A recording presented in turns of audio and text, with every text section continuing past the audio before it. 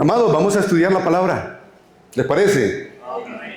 Los invito al libro de Jonás. Jonás capítulo 2. Vamos a tocar todo el libro, pero aquí está el meollo del asunto. ¿Están conmigo, mis amados? Jonás capítulo 2. Entonces oró Jonás a Jehová su Dios desde el vientre del pez y dijo: invoqué en mi angustia a Jehová y él me oyó.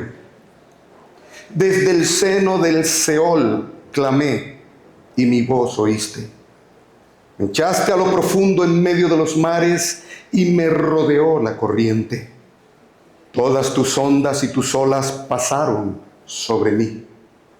Entonces dije: desechado soy de delante de tus ojos, mas aún veré tu santo templo. Las aguas me rodearon hasta el alma, rodeóme el abismo, el alga se enredó a mi cabeza, descendí a los cimientos de los montes, la tierra echó sus cerrojos sobre mí para siempre. Mas tú sacaste mi vida de la sepultura, oh Jehová Dios mío. Cuando mi alma desfallecía en mí, me acordé de Jehová y mi oración llegó hasta ti en tu santo templo. Los que siguen vanidades ilusorias, su misericordia abandonan. Mas yo con voz de alabanza te ofreceré sacrificios, pagaré lo que prometí, las salvaciones de Jehová. Y mandó Jehová al pez y vomitó a Jonás en tierra. Amén, amados. El tema general que queremos compartir en esta mañana es la misión de Dios. Recordemos nuestro lema. ¿Cuál es el lema de la iglesia para este año? El martes estuvimos hablando un poquito sobre eso. ¿Saben cuál es el lema? Ensanchando las estacas. Y creo que es conocible eso, ¿verdad? Entendible. Ensanchar las estacas es crecer, ¿verdad? Ese es nuestro lema. Dígale a la persona que tiene al lado: nuestro lema es ensanchando las estacas. No se nos debe olvidar. Ensanchando las estacas. Y el título de este mensaje es ¿la obediencia o el vientre del pez? Escoja. ¿La obediencia o el vientre del pez? Eso todavía no se entiende muy bien, ¿verdad? Pero vamos a desarrollar nuestro estudio y descubrimos qué queremos decir con ese asunto. ¿Que escogemos la obediencia o escogemos el vientre del pez? Vamos a ver qué fue lo que escogió Jonás. El vientre del pez, ¿verdad? Bueno, y le costó, ¿verdad? Vamos a ver qué tanto le costó. Amados, cuando hablamos del mundo, cuando miramos la Biblia en su totalidad, podemos dividir la escritura y la historia del mundo en dos grandes divisiones. Dos grandes divisiones. Mirando Génesis, diríamos o diremos Génesis 1:1 a Génesis 3:14 y Génesis 3:15 hasta Apocalipsis. Esa es la enorme división. Déjenme decírselos de otra manera. En Génesis 1, del 1 al 3:14, el paraíso. Y del 3:15 en adelante, fuera del paraíso. ¿Están entendiendo? Así que la división está muy clara. Y nosotros estamos ¿en cuál de las divisiones? Fuera del paraíso. Pero desde Génesis 3:15 se evidencia luego del pecado el propósito de Dios. Es el propósito salvífico de Dios. Así que escuchamos una y otra vez a muchos escritores, cristianos por supuesto, hablando acerca de todo lo que sucede en el mundo. Habla acerca de la misión de Dios. La misión de Dios, la misión de Dios. Jesús vino a cumplir una misión. La misión es la salvación. Así que este tema es el tema que atraviesa toda la Escritura. Y a propósito, es la misión de la iglesia. La razón de ser de la iglesia es la misión. ¿Cuántos están felices aquí de ser salvos por la sangre del Cordero? ¿Usted está feliz? Regálele un aplauso a ese rey que le dio la salvación. ¡Hombre! Señor, gracias. Pero la salvación no es solo para nosotros. Y hay una enorme multitud a la cual Dios ama y también quiere salvar. ¿Dónde están? En las universidades, en los colegios, en las escuelas, en el Senado, en la presidencia, en los CAI de policía. Están debajo de los puentes, en las cárceles, en los hospitales, están por todos lados.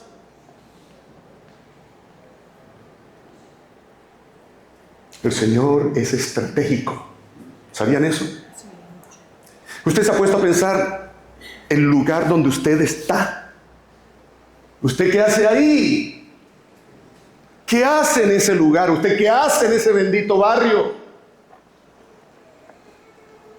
¿Usted sabe qué hace en esa empresa? ¿Usted sabe qué hace en esa universidad? ¿Usted sabe qué hace en ese colegio? Usted es la luz del cielo para iluminar la oscuridad que reina en este mundo. Y usted es un instrumento del cielo para que el Rey de los cielos cumpla su misión. Para eso estamos. Nuestra historia, la historia de Jonás, es la historia precisamente de esto que estamos hablando. La historia de alguien al cual Dios llamó para cumplir una misión. Pero tristemente prefirió hacer su voluntad y no la voluntad de Dios. Pero cuando Dios se propone algo, lo cumple por encima de lo que diga el hombre. ¿Oyó? Y él trató de huir y hasta allá estaba el Señor. Así que estudiemos esa historia, ¿verdad? Y esa historia es una historia que nos representa. Pero ¿saben? Uno de los pasajes que más habla de Cristo en el Antiguo Testamento es el libro de Jonás. Es la historia de Jonás. Así que, sin más preámbulo, vengan conmigo y vamos a estudiar 3 dimensiones de ese llamado. Cuando yo pude haber usado, vamos a estudiar 3 conceptos, 3 cosas, pero he utilizado el término dimensiones porque la dimensión habla de una situación que tiene implicaciones. Por eso hablo de dimensiones. Así que hablemos de la primera dimensión, ¿verdad? El llamado de Dios a Jonás. Y miren este llamado, y está en el capítulo 1, versículo 1. Vino palabra de Jehová a Jonás, hijo de Amitai, diciendo: levántate, ve a Nínive, aquella gran ciudad, y pregona contra ella, porque ha subido su maldad delante de mí. Hay una misión. Nínive, la capital de Asiria, era el imperio de la época, uno de los imperios más grandes que hubo en la historia. Este imperio era cruel. Leí algo que, perdónenme por la crudeza, por lo menos mostrarle una de las tantas cosas, pero ellos, los pueblos que atacaban, ellos los destruían en su totalidad, no tenían la mínima misericordia, eran crueles.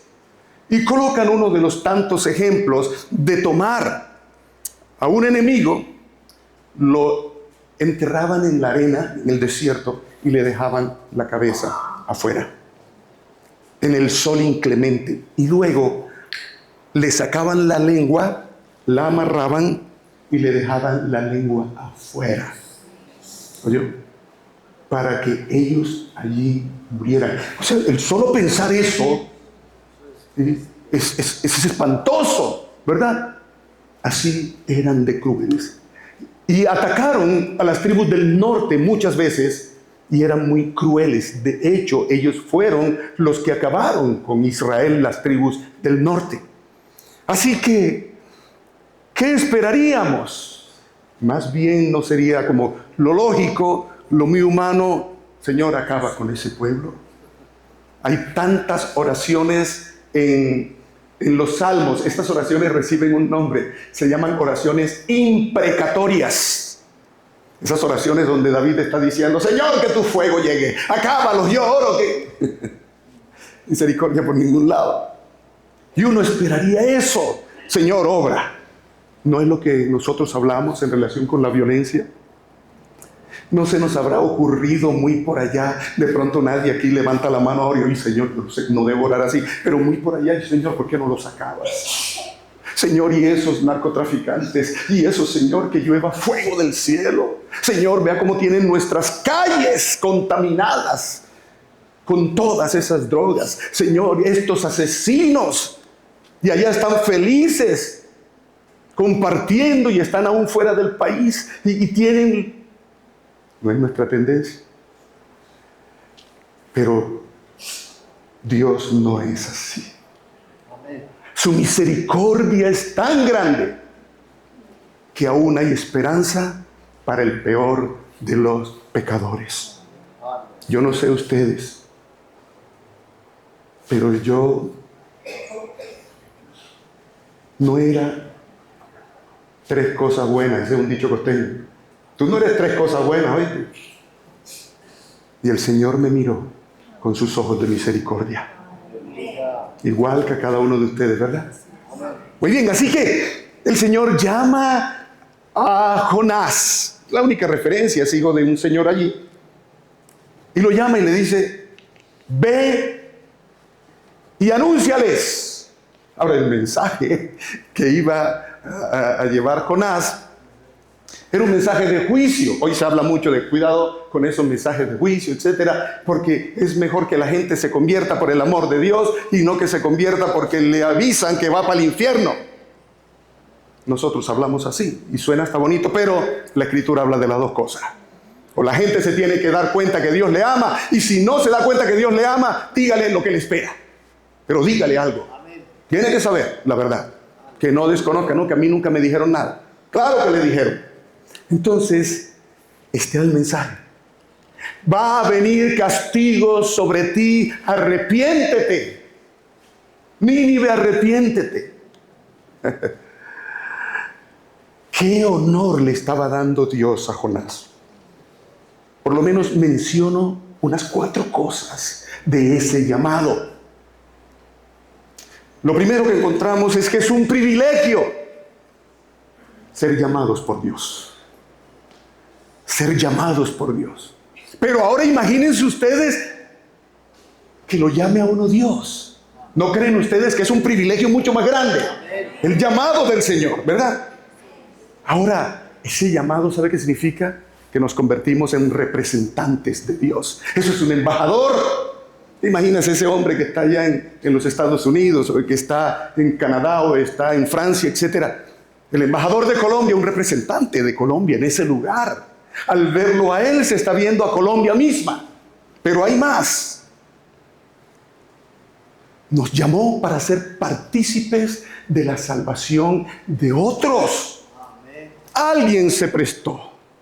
Alguien obedeció a ese llamado y le habló a usted del Señor, ¿verdad?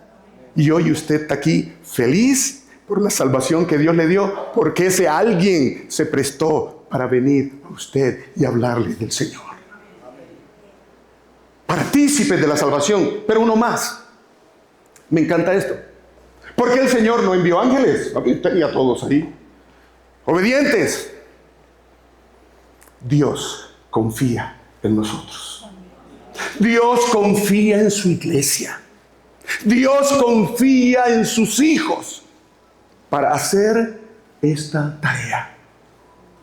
Hay 3 grandes restrictores, dice John Stott en su libro Contracultura Cristiana, en la sociedad. para obstaculizar la corrupción. Uno es la familia, donde se dan las enseñanzas. 2, la iglesia. 3, el Estado con sus leyes. Pero él dice, el mayor de todos es la iglesia. La iglesia es la fuerza, el poder, la esperanza de Dios como una gran corriente para impactar este mundo dominado por Satanás y conducir las almas a la presencia del Rey de los cielos. Somos tú y yo la iglesia. Esa es la iglesia. Ahora, veamos la segunda dimensión que ocupa casi todo el espacio del mensaje. ¿Qué hace Jonás? La segunda dimensión. La huida de Jonás y sus implicaciones o sus consecuencias. ¿Qué hizo Jonás? Tomó la decisión de irse al lugar opuesto. Ustedes recuerdan el hijo pródigo, ¿verdad? El hijo pródigo que tomó la decisión de irse de su casa. Y lo que enfatiza allí es que se fue a un lugar lejano, poner distancia entre su casa paterna y él. Aquí estamos hablando de que Jonás decidió no obedecer a Dios. Algunas razones pueden ser posibles o son posibles para que él no fuera. Una de ellas es que él aborrecía a los ninivitas. Era un profeta de Dios. Era un hombre que Dios vio con buenos ojos y lo llamó. Dios no llama a cualquiera. Aquí lo llamó a él. Confió en él para que lo representara. Pero aquí hay un problema. Humanamente, ¿qué pasó en el corazón de Jonás? Recordaba la crueldad de este pueblo. Y para él era mejor que Dios los castigara, que no tuvieran salvación. Y por eso decidió irse. Otros comentan aún que parece que le dieron un trabajo muy difícil de hacer. Nahum 3:1, 1 al 4, y se menciona eso. Pero hay otra razón, y puede haber más, por supuesto. La otra razón es que sencillamente Jonás era desobediente y punto. Dueño de su parecer. Dios lo llamó, pero él le dio su gana que no. Es posible que sea una de estas, como es posible que sean las 3, ¿verdad? Haciendo una sumatoria. Pero la verdad es que se fue para otro lado. Y yo quiero que observen conmigo el versículo 3, que dice, y Jonás se levantó para huir. Y miren, se repite 2 veces en el mismo versículo esta expresión.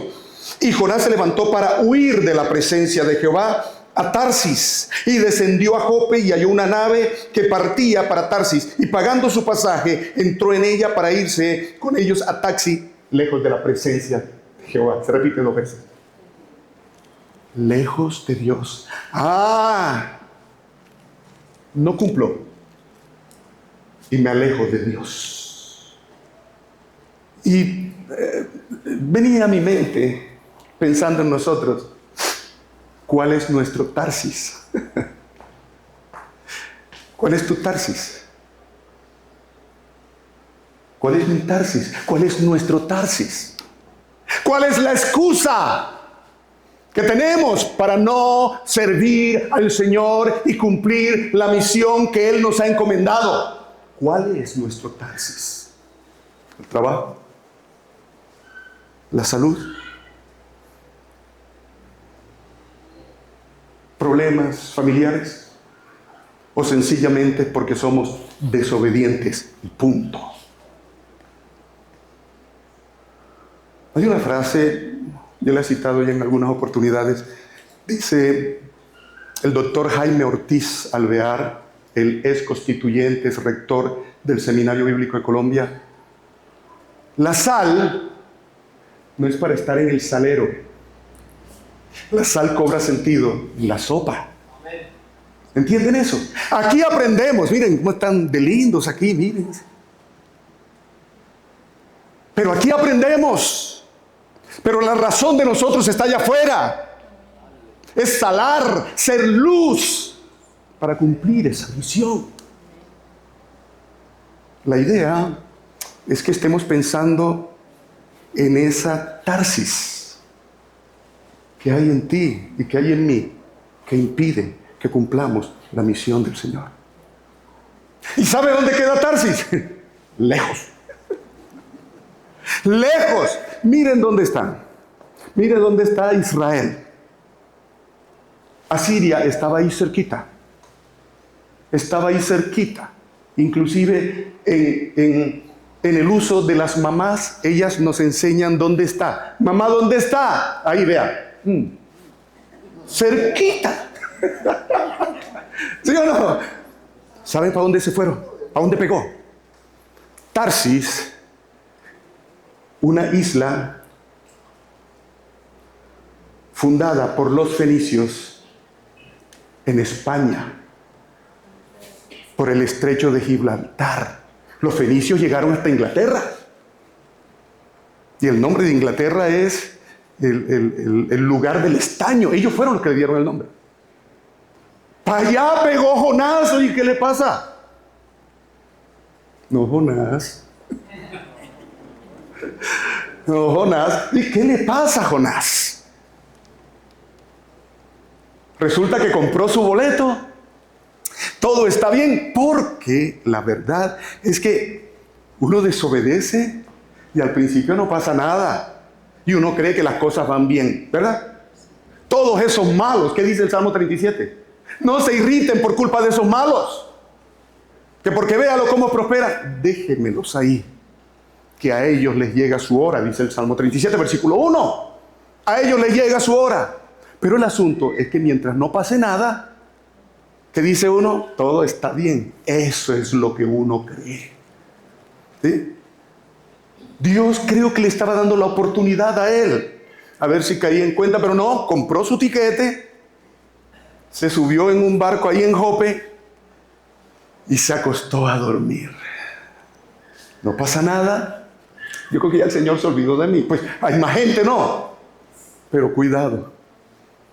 El Señor nos puso el ojo a nosotros. Él va a hacer lo que Él quiera con nosotros. Amén. Alguien decía en una oportunidad, me gusta esa frase, él decía, más es lo que hace Dios a pesar de nosotros que a través de nosotros. Pero lo hace y cumple sus propósitos. ¿Oyó? Entonces, allá estaba Jonás. Y el Señor sopló. Y se vino un viento, se vino una tempestad, hasta el punto que ese barco, ¿para dónde iba? Para la destrucción. Y la gente que había ahí, idólatras todos, ¿sabe qué hicieron? Buscar a sus dioses. Empezaron a clamar a sus dioses, a ofrecer sacrificios a sus dioses. Ante las situaciones difíciles y complejas, el ser humano, así no conozca a Dios, busca la parte espiritual. ¿Se han dado cuenta de eso? El posmodernismo, a propósito, tiene una de sus características principales, es esa. En esta época, el ser es espiritual, quiera o no quiera. Así que, ¿dónde estaba Jonás? Ellos todos están ahí buscando lo suyo y Jonás está durmiendo. Jonás está durmiendo y hasta allá se le fueron y le dijeron, oye, dormilón, tú no te das cuenta que perecemos y tú allí. Yo no sé si le dirían como la bella durmiente. Yo no sé si en ese tiempo todavía estaba, ya había aparecido ese chiste, ¿sí o no? Estás ahí durmiendo, levántate y pide a tu Dios también a ver qué es lo que pasa. Y se levantó Jonás y vio lo que estaba pasando. Cuando vio lo que estaba pasando, él entendió. Sí sabía. Sí sabía. Una cosa es que uno se haga el carecangrejo, pero otra cosa es que uno sepa lo que está pasando. Él sabía, cuando él se dio cuenta, dijo, soy yo. Soy yo. Y le preguntaron, ¿tú quién eres? Y él dijo, yo soy un profeta del Dios de Israel, etcétera, etcétera. Y yo soy el que tengo la culpa. ¿Y qué decidió?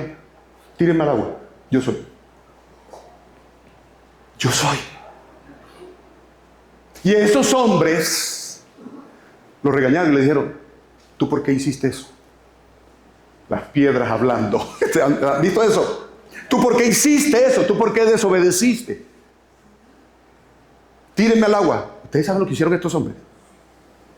Ya no oraron más a sus dioses. Oraron al Dios de Jonás.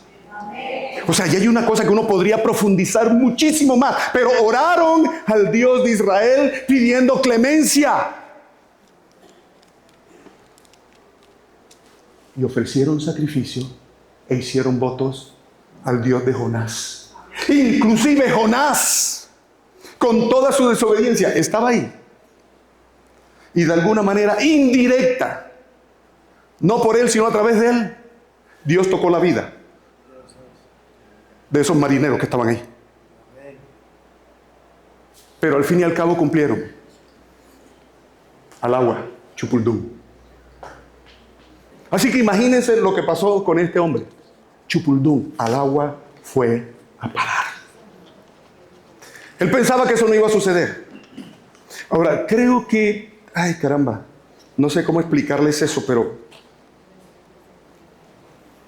bueno, todos han ido al mar, todos se han zambullido en el mar. Y uno nada y saca la cabecita. Pero ustedes se imaginan ese mar con esas corrientes y esas olas tremendas y uno enredado ahí. ¿Alguno de ustedes es sobreviviente del mar? Que se haya estado ahogando allá por... ¿Sí? Sí. Terrible. Agua dulce, sabrosa. Sí. Salada. Oiga, terrible, mi hermanito, ¿sí o no? Y uno allá ahogándose y entre más abre la boca, chupuldún, más agua. ¿Sí? Y el problema de una persona, doctora, es así, se va perdiendo el sentido, ¿no? O sea que llega un momento en que ya la persona perdió el sentido y todo se llenó de agua y hasta allí llegó. Fue algo espantoso cuando él cayó allá. Pero aquí, con esto en mente, veamos la tercera dimensión. ¿Saben en medio de esta turbulencia lo que va a suceder? Aquí hay algo que tiene que ver con el pasaje que leímos. Hay un encuentro entre Jonás y Dios. Eso es lo que pasa en últimas. Todo ese enredo es para Dios llevarlo a encontrarse con Él de frente. Pero ya ahora no en una circunstancia de paz y tranquilidad, sino en una circunstancia turbulenta donde Jonás está a punto de perder la vida. Jonás, tu vida por la de ellos. Jonás, tu vida o la de ellos. Porque el punto está ahí. Allí, en ese vientre, en medio de esa desesperación, hay toda una reflexión sobre en qué momento empezó Jonás a orar. Y algunos dicen desde que cayó al vientre del pez. Yo creo que desde el momento que lo tiraron por la borda. Por la borda, ya uno allá ora por la mente, pero no en medio de todo ese revoltillo de cosas. Pero él empezó a orar, pero ¿cuál fue su oración? Miren conmigo un momentito de nuevo. Porque esta oración es la determinante que muestra el verdadero arrepentimiento de alguien. El verdadero arrepentimiento de alguien. Invoqué mi angustia. ¿Qué angustia? ¿Qué angustia? Y él me oyó. Desde el seno del Seol. El término Seol es sepultura, sinónimo de muerte. Clamé y mi voz oíste. El Señor lo está castigando. Pero este es un castigo para restauración. Yo quiero que aprendamos este término. Porque el castigo de Dios no es para destrucción. Hay un pasaje en Isaías, en Jeremías 29:11, que dice: porque yo sé los pensamientos que tengo con ustedes. Pensamientos de bienestar y no de mal, para darles un futuro esperanzador. ¿Saben en qué contexto está eso? Está en el contexto del juicio de Dios, donde ellos están en Babilonia. Entonces parecería un contraste. El Señor dejó que destruyeran nuestra ciudad, destruyeran las murallas, destruyeran el templo. Pero esa destrucción tenía un propósito: que ellos se volvieran a Dios. Ese fue un extremo. Y en el caso de Jonás es otro extremo. Así que aquí en este encuentro, Jonás está reconociendo: cuando mi alma desfallecía, versículo 7, en mí me acordé de Jehová y mi oración llegó hasta ti en tu santo templo. Los oídos de Dios están atentos al clamor de un corazón contrito y humillado. Dios escucha el clamor de corazones arrepentidos. Así que aquí está arrepentido, pero ¿por qué tuvo que llegar a ese extremo? La pregunta es: ¿por qué había que llegar a ese extremo? Ustedes saben que así hay gente dura, ¿sí o no? Pero aquí está Jonás. Ahora está arrepentido. Ahora está clamando al Señor. ¿Y qué escuchamos del Señor? Chupas por desobediente. Ahí te vas a quedar. Ahí te quedas por desobediente, sin vergüenza. No fue así. Su misericordia es más grande que los cielos. Amén. Su misericordia es más grande que la tierra. ¿A dónde iremos? Que estaba haciendo verdad y que me vuelo. ¿Se acuerdan del pasaje? ¿A dónde iré, Señor? ¿A dónde iré de tu presencia? Estaba el convencido que se le iba a volar al Señor. Nosotros, ya el Señor nos dijo: vayan, hagan discípulos. Y nosotros: Señor, allá está Pastor Álvaro y Efi, para eso les pagan a ellos. ¿Sí? No, hay otro que siempre vaya. No desobedezcas al Señor. Miren, aún las sectas, los testigos de Jehová que andan regados por todas partes, verdolaga en playa, por todos lados, con una mentira, pero andan regados. Y uno ve ancianitos, ¿verdad?, con el bastoncito, y ve niños hasta encachacaos. ¿Cómo hacen? Los convencen que deben cumplir una misión, solo que están equivocados, ¿verdad? Y la iglesia de Cristo, ahora con todo el tema de la prosperidad, está muy quieta, amados. Está muy quieta. Y créanme, lo digo con todo el respeto que ustedes se merecen. Llegamos al culto, disfrutamos del culto, recibimos la bendición del Señor y nuevo día para realizar nuestras labores. Y hay algo más. Nosotros tenemos una misión que cumplir, hijitos de Dios. Y yo creo que todavía estamos a tiempo. ¿O hay alguno de ustedes que esté metido en el pez ya? Ahora, uno sabe que hay diversos sufrimientos por diversas razones, ¿verdad? Pero esperemos que uno de esos sufrimientos y extremos no sea precisamente por salir para Tarsis y desobedecer a Dios. Ahora, ¿qué hizo el pez? Lo sacó de la boca, lo tiró al mar y el Señor habló de nuevo con Jonás. Ay, hermanos, ¿saben qué hay allí? El Dios de las segundas oportunidades. Gracias a Dios porque Él es bueno. Gracias a Dios porque su misericordia para siempre. Aquí hay una segunda oportunidad para Jonás. Jonás, ahí sí voy. Ahora sí voy. Oiga, ¿no era más fácil haberlo hecho primero? De tener que chuparse todo ese sufrimiento. Pero parece que los Pérez somos así. Parece que los Pérez somos así, ¿verdad? Ahora sí arrancó. Ahora sí llegó allá y dijo: arrepiéntanse porque viene el castigo de Dios, porque ustedes son malos. Y él se asombró y se arrepintieron. Señor, se están arrepintiendo. Oiga, ustedes se dan cuenta de lo que pasa aquí. Jonás se enoja, pues se arrepintieron. Dios mío, y este vecino mío y esta vecina mía como es de chismosa. Que se le coma la lengua, los gusanos se le coman la lengua. Habla de Raimundo y todo el mundo, ni yo me salvo. Salgo los domingos y vea, ya va esa evangélica chiviada. Señor, envíale castigo a esa lengua.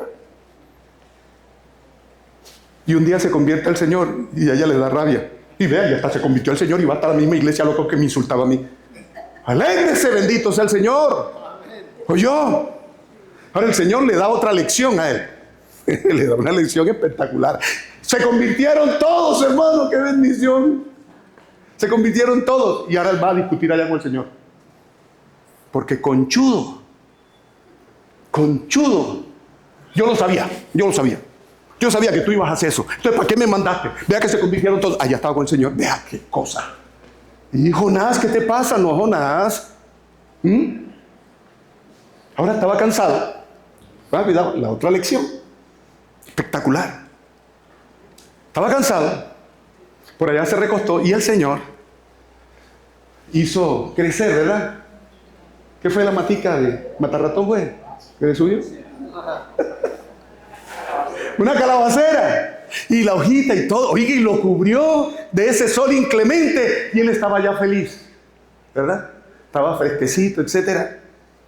Pero el Señor lo hizo adrede. Pongan cuidado lo que hizo el Señor. Ahora mandó un gusano que se comiera ese palo. Y el gusano, ñácata, se lo comió íntegro. Y Jonás se dio cuenta y dijo: oye, pero qué culpa tenía esa ramita. Y llegó este gusano condenado a comérsela. Pobrecita. Ay, lo cogió el Señor. Venga a ver. Ah, sí, te da mucho pesar de la plantica esa. Pero no te da pesar de todas esas almas que yo creé, que son tan importantes como tú. Amados de Dios, esta obra, este amor, esta misericordia de Dios, no solo fue para Nínive, también fue para nosotros. Y también es para toda la ciudad de Medellín, el departamento de Antioquia, para Colombia y para el mundo entero. Aquí están. Aquí están no los Jonás desobedientes. Aquí están los Jonás obedientes que debemos disponernos para ir y hacer discípulos a todas las naciones. Amén, iglesia. Así que este es el año de ensanchar estacas. Este es el año donde nos disponemos para ganar almas para Cristo, porque Él no quiere que ninguno se pierda. Amén, iglesia.